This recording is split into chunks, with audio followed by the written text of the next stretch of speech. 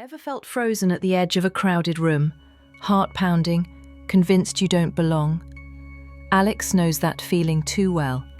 In The Anchor in the Corner, witness his struggle to step into a room full of strangers. Discover how shared vulnerability can transform fear into genuine connection. And learn how you can find your own anchor, even when you feel utterly alone.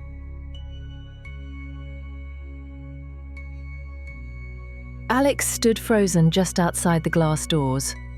The cacophony of voices from within the networking event pressing against him like a physical barrier. His heart pounded, each beat echoing the fear that he didn't belong. He clutched his bottle of seltzer water, his knuckles white. Inside, the room buzzed with laughter and confident chatter, a stark contrast to the turmoil inside Alex's mind. Each handshake, each exchanged business card felt like a reminder of his own inadequacies. The anxiety whispered, "They'll see you don't belong." He glanced down at his wrinkled shirt, a physical manifestation of his inner chaos, then back at the polished professionals inside. He felt like an imposter, a fraud about to be exposed. Summoning a shaky breath, Alex stepped inside, his hand instinctively grabbing a seltzer water from a nearby table. It was a flimsy shield, but it was something to hold on to. He retreated to a deserted corner, sinking into himself as he pretended to scroll through his phone, desperately trying to disappear. The buzzing, conversations and laughter felt like a storm swirling around him, making him both invisible and painfully exposed. Inside his mind, a fierce battle raged, ambition versus crushing anxiety. The desire to grow his business warred with the urge to flee.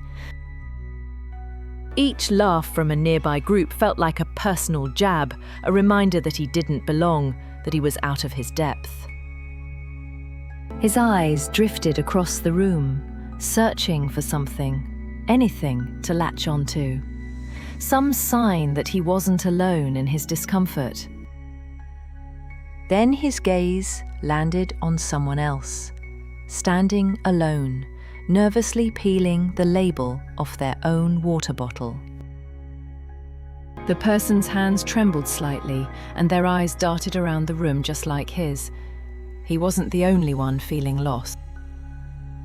In that moment, the wall of isolation shattered. He wasn't alone. That realization was like an anchor, steadying him. Taking a slow, steadying breath, Alex pushed himself away from the corner and started to walk across the room. His heart still raced, but something else was growing, a quiet courage fueled by the shared humanity he had just witnessed. Instead of a rehearsed sales pitch, Alex chose honesty. He walked up to the woman and, with a slight smile, said, "Kind of overwhelming, isn't it?" The other person's face lit up with relief. "You have no idea," she laughed, the sound genuine and freeing. The conversation that followed wasn't perfect, but it was real. They talked about their fears, their dreams, their anxieties.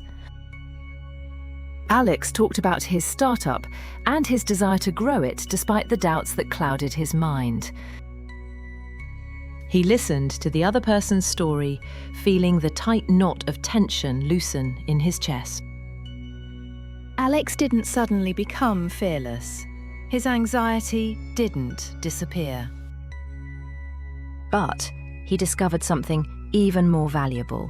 Shared vulnerability made genuine connections possible. People didn't expect him to be perfect, they just wanted to be understood. For the first time that evening, Alex felt like he belonged. Not because he had mastered the room, but because he had found a small anchor in the corner, someone else who felt just as unsure as he did.